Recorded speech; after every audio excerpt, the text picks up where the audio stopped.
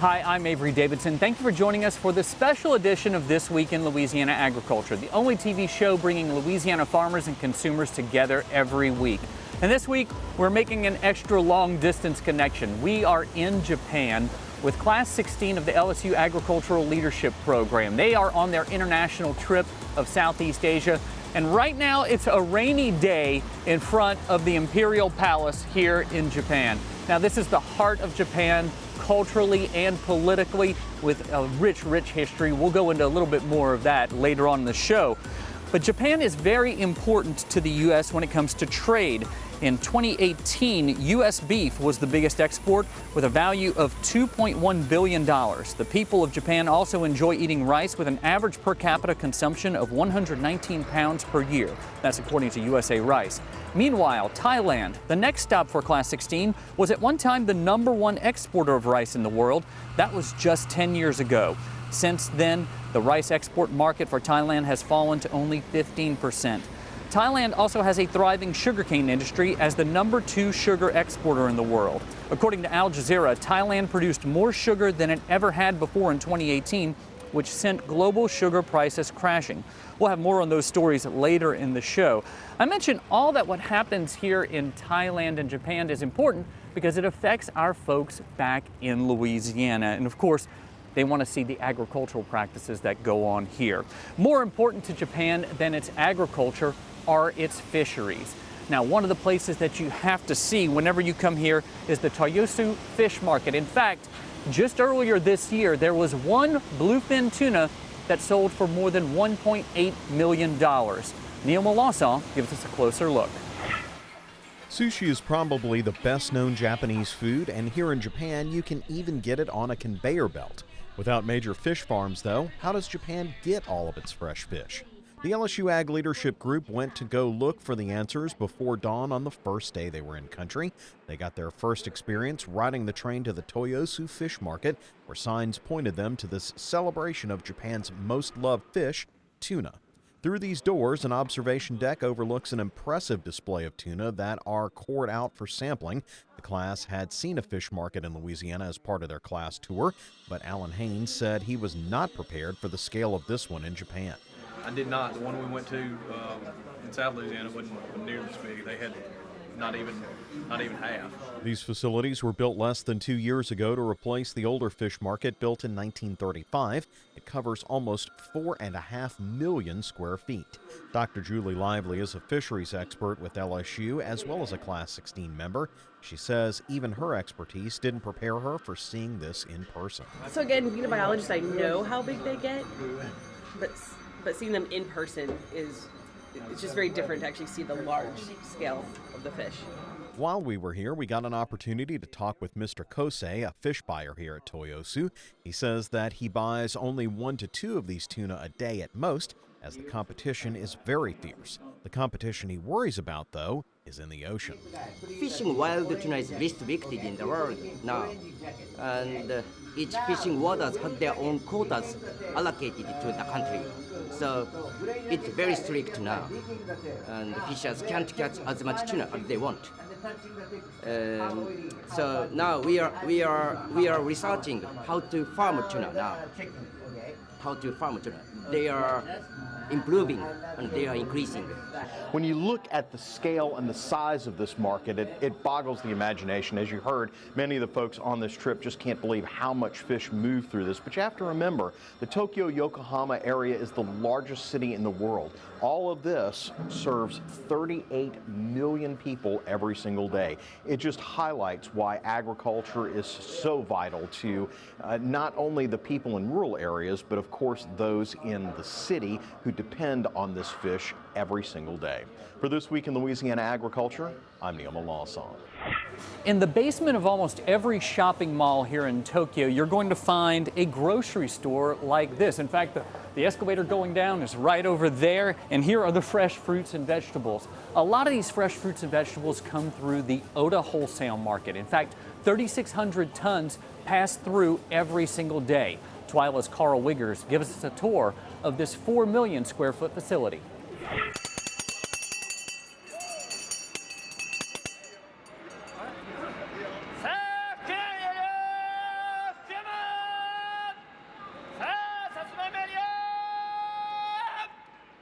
This morning our class got to visit the Ota Wholesale Food Market, which is mainly fruits and vegetables. I think we understood just about everything sold here is grown domestically.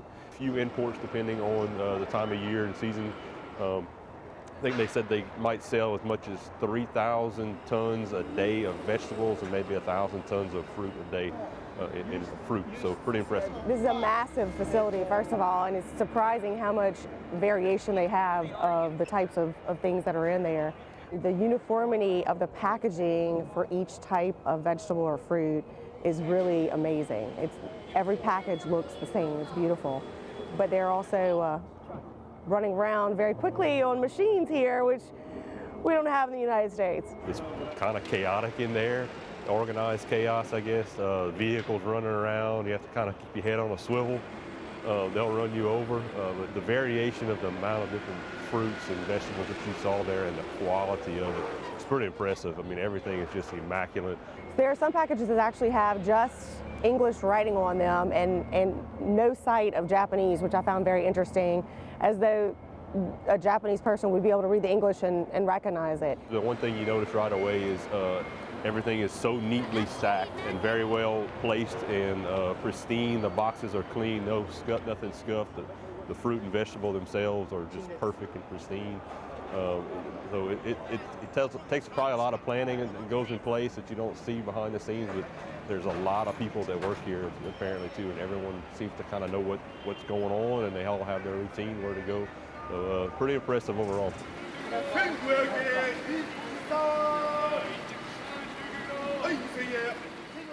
Got to see a couple different items being auctioned off. It was pretty interesting. I mean, it's just like an auction back home, but it's different. They have their own little language that they'll use, hand signals that they'll use, and the price that they're paying for some of these fruits was pretty interesting to see too. I think we saw like a $130 case of cantaloupe go. There was like 8 cantaloupes in a case, so pretty interesting overall. Pretty exciting. Thailand is number 2 in the world when it comes to sugar exports and number 3 in the world in sugarcane production. With Louisiana being the number 1 sugarcane producer in the United States, it just made sense for Ag Leadership Class 16 to come and see how the Thai farmers grow sugarcane. This is a scene you will not find in Louisiana, a bright green sugarcane field with a mountain in the background. It's the landscape that greeted LSU Ag Leadership Class 16 as they traveled north from Bangkok, Thailand.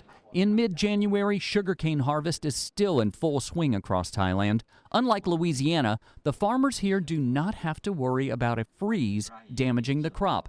And there are a lot of sugarcane farmers in Thailand. More than 364,000 people grow sugarcane on farms averaging between 7 and 13 acres. It's at the Suphanburi Field Crops Research Center where the class meets senior agronomist Artasit Buntam. Fellow agronomist Atticus Finger with the American Sugarcane League has several questions. How many hectares does the industry occupy? The answer to that question is 1.6 million hectares. That's equal to 4 million acres, which is also about 8% of all of Thailand's agricultural land. On a field tour, Finger begins to make some connections. It's actually kind of crazy how many similarities there is with the Thai industry on all aspects, research, grower, miller side, to the Louisiana industry. It's kind of eye-opening. One of those eye-opening moments came when Finger and the group learned the Thai government funds this research, and like in Louisiana, recently cut the budget here significantly. Much like our research institutions back home, funding. They just had, our host told us like 50% of their budget was just cut. If our research institutions had a 50% budget reduction back home, that would really hurt the amount of work that can be done for the sugarcane industry. What is the fertilizer blend? Eli Graham is a sugarcane farmer in Point Capee Parish. During Buntam's presentation, Graham heard about possible collaboration with China. That bothered him a little. We're an importer of sugar in the United States, and we have to compete against subsidized sugar coming into our country and driving our prices down. China looks out for China. You know, they're not worried about us or anybody else, and you know, like I said, we deal with China so much in other commodities, you know, kind of need to keep them out of sugar. Mother Nature and low prices on the world market are taking a toll on Thailand's sugarcane industry. Boontam says the 2019 season saw the lowest amount of rainfall in 10 years. He predicts sugar production will be down 30% because of that drought. One group trying to overcome those losses is Kaset Thai International Sugar, better known as KTIS. Its mill north of Bangkok processes 55,000 tons of sugarcane every day. Here you see the trucks lined up outside the mill. The drivers can be sitting here for up to 24 hours waiting to dump the cane. At this meeting inside KTIS, Class 16 learns that the company provides full service to its farmers, from research to financing to sending out its fleet of 100 harvesters to cut cane for a fee. About half of Thailand's sugarcane is harvested by hand. Processing as much cane as KTIS does, the company must deal with a lot of waste. According to executives, KTIS uses the molasses to make 230,000 liters of ethanol every day. The bagasse is either burned to make electricity to sell back to the grid or is turned into paper products like tissue, paper plates, and biodegradable food containers. Custom weight. Out on one of the farms that feeds KTIS, Lafourche Sugar's general manager Ben LeBlanc talks about what impressed him. Multiple uses for the bagasse. Certainly things that we're trying to look at home, but they're actually putting it into practice over here, where they're getting value-added products out of their bagasse and utilizing it for electrical production as well. The man responsible for many of the farming practices suggested by KTIS is Guido Arnakar, an Australian expat who came to Thailand 22 years ago. I know it sounds crazy. The moment I stepped off the plane and stepped on Thai soil, it was like I was coming home. There's a long story related to that, but we won't speak about it. I felt comfortable for the first time in my life. I felt comfortable in who I was. Before that, I wasn't relaxed,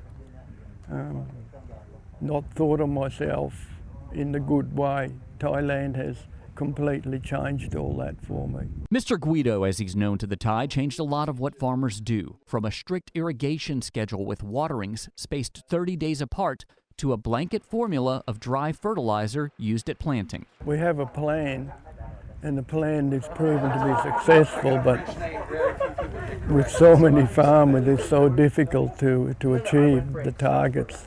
That's not the case on this farm. Arnakar says the farmer, Mr. Tim, seen here on the right in the red cap, took the plan and ran with it. One visit, we changed him. We supported him for 1 year in the development, into following the plan.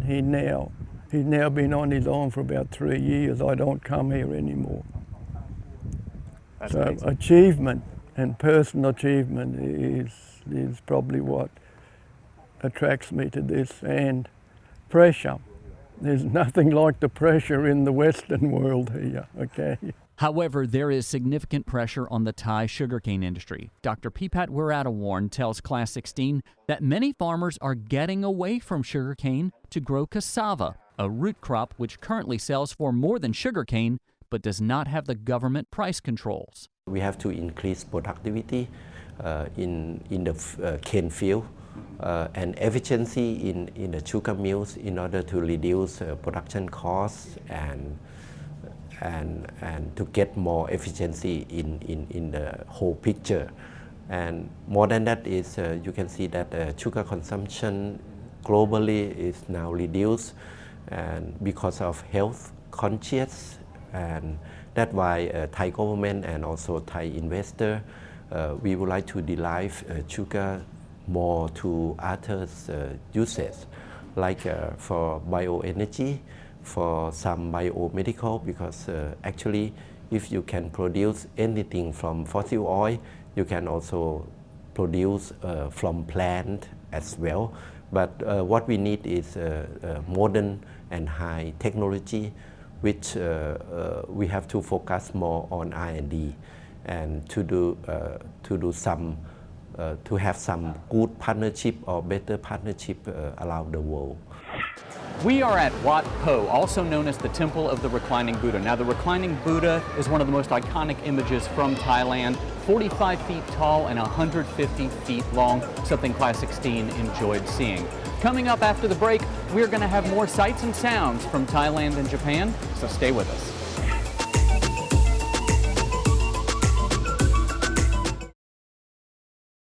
I now hope they're fighting today. I hope they are.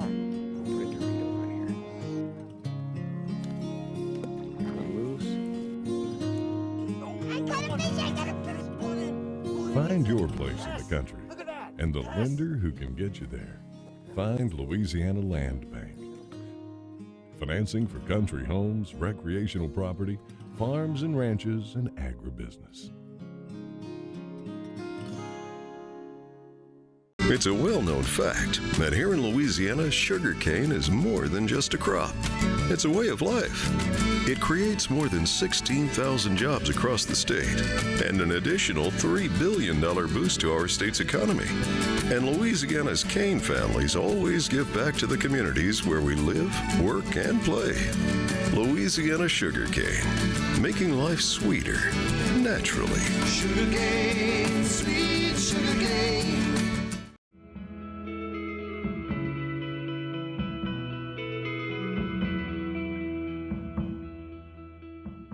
I'm a farmer. I am a farm wife. I am a cowboy. I am a grass farmer. I'm a businesswoman. I'm a conservationist. I am an advocate.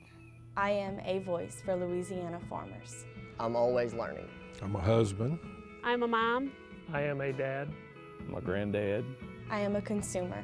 I grow the food that feeds your family, and I'm proud of it. I am Farm Bureau. I am Farm Bureau. I am Farm Bureau. I am Farm Bureau. I am Farm Bureau. I am Farm Bureau. I am Farm Bureau. We are Farm Bureau.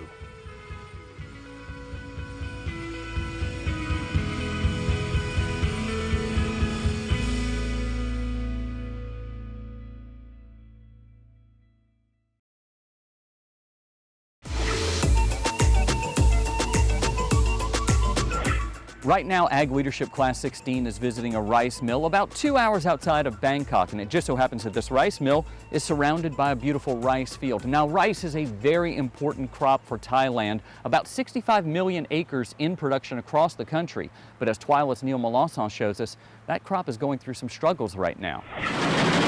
At first glance, this rice harvest in Thailand looks a lot like Louisiana. There's even some familiar-looking equipment. In fact, Alan McLean Jr. of Vermilion Parish rice producer who went on this trip got to compare notes with this rice producer in Suphanburi, Thailand.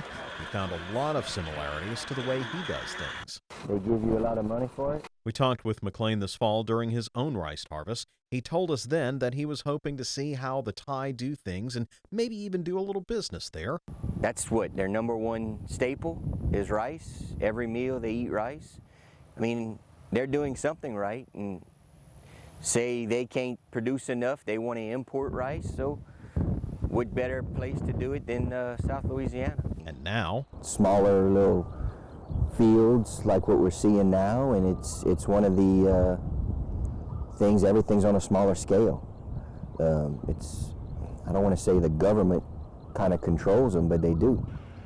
It's a very eye-opening and humbling experience to see how hard the people work and how they fight a lot of the same issues that we do, and with just finding labor, older workforce, and younger people just don't want to do the work that their parents grew up doing. One of those government officials McLean described is Dr. Supacha Narwatana, an ag research officer who is working to help combat the country's problems through science. She says while advanced rice varieties can help them with drought, insect, and disease pressure, farmers have to work together to overcome their issues. So in Thailand, we have kind of the grouping of farmers that kind of gather together and help in reducing, but kind of including the technology in growing rice, and also they help each other in kind of manage how they grow the rice, including seeds production, and also they gather in terms of like big farm project, so then they can help each other. You can see some of that cooperative effort at this rice village in rural Thailand that both grows rice and is a mill for these local farmers. Behind the smiles, though, there's a lot of trouble for this crop.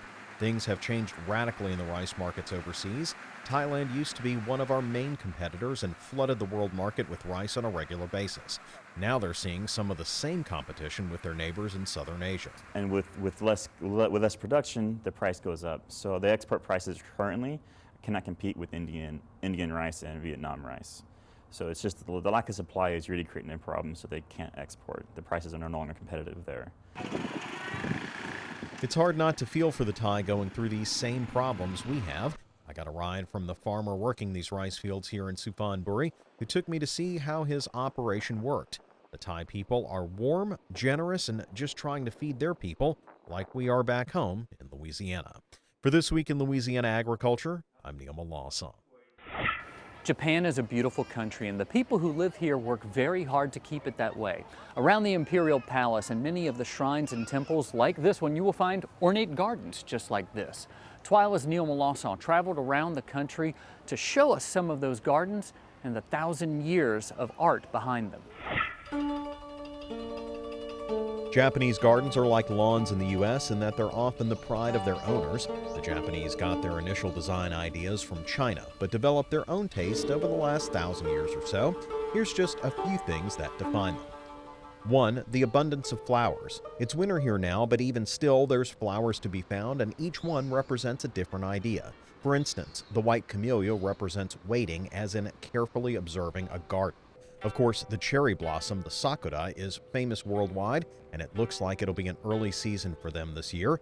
While it's known for its beauty, they're also known to represent sadness as they quickly pass away. 2 is the use of water. You can see how the trees themselves shape the garden and find new life in these reflections. Similarly, this tori or Shinto gate also has new dimensions. Of course, people aren't the only ones who love all this water.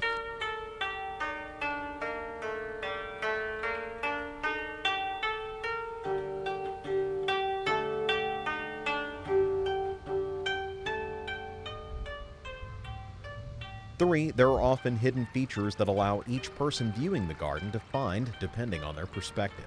If you look at about eye level, you see this. If you bend down a bit, though, there's a hidden gem that reveals itself. Many such features exist in gardens all across Japan.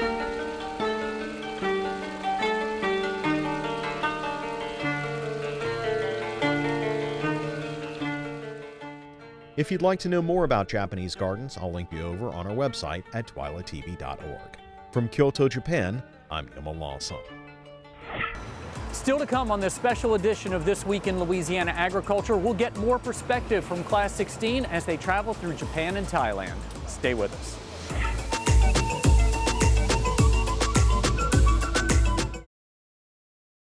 Louisiana oysters, salty, sweet, and delicious. But have you ever thought about what happens to all those oyster shells? Most of them end up in trash cans and landfills. The Coalition to Restore Coastal Louisiana is changing this with its oyster shell recycling program. And you can help by visiting these participating restaurants. It's a simple and delicious way to restore our coast. The shells will then be used to sustain and rebuild oyster reefs. Remember, once you shuck them, don't just chuck them. Landowners are minding the Louisiana forest for our grandchildren. A place for wildlife, recreation, lumber for homes. It's the right thing to do. Forestry, covering half our state, all of our hearts. Jordan knows he shouldn't eat this entire bowl of nachos, but tonight he's earned that right. Because a few hours ago, in the middle of happy hour, he recognized a sign. Not from the gods or a bolt of lightning, but from a double heart, a kissy face, and a fourth ha in ha ha ha.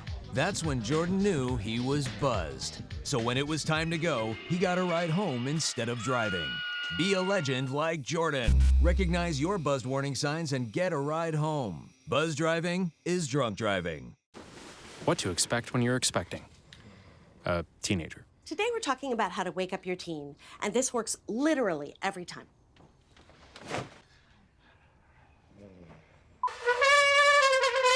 Good kisses. Good kisses. You heard how loud I heard. It wasn't you.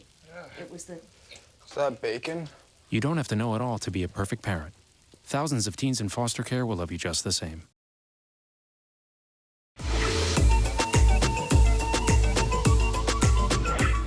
Behind me is the Chao Phraya River. It is a river that runs right through the heart of Bangkok, comes in from the north. Absolutely beautiful. We took a nice little boat tour on it. Now behind Neil, who's behind the camera, is a very busy highway, so that's why you hear all of the traffic noise as I'm standing here.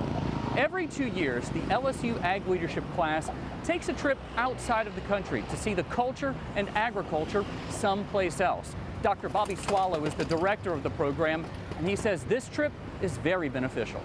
A little more awareness, a better understanding of the bigger picture. It's one thing to understand where you are. You know, my father used to always tell his classes, everywhere we live represents a dot on the map. And his question of the class was, is that your world? And if it is, you have a really narrow view of the world.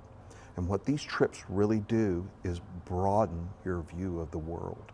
And that's what we're really trying to accomplish here with these trips. That does it for this special edition of This Week in Louisiana Agriculture from Southeast Asia. Before we go, I want to send some special thank yous to some folks who really took care of us. Miyazaki-san in Japan and Kitcha here in Thailand. Thank you so much for being our guides, for getting us out of trouble whenever they said the media's not supposed to be there. We really appreciate the way you've taken care of us and shown us so much hospitality. To Cheryl Duplashan and Dr. Bobby Swallow with the LSU Ag Leadership Program, thank you for organizing such an amazing trip and making sure that we got to see agriculture and culture in just a few days. For all of us here at This Week in Louisiana Agriculture, as they say here in Thailand, Sawadee.